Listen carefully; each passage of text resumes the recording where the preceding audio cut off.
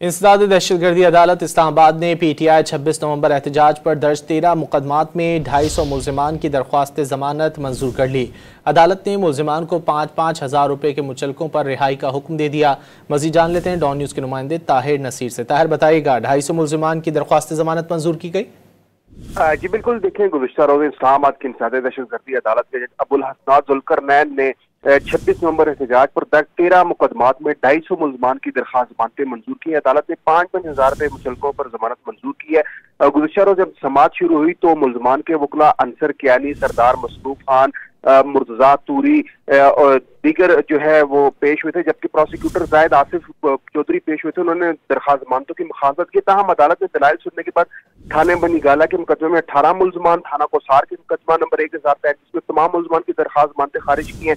थाना कोसार के मुकदमा नंबर 1032 में 43 मुलजमान की जमानतें मंजूर की हैं। इस तरह थाना शहजाद टाउन के मुकदमे में 9 मुलजमान की, थाना नून में दायर मुकदमे के 17 मुलजमान, थाना अपारा के मुकदमा नंबर 1022 में 70 मुलजमान की जमानतें मंजूर की हैं। थाना I9 के मुकदमे में 30 मुलजमान की जमानतें मंजूर की हैं।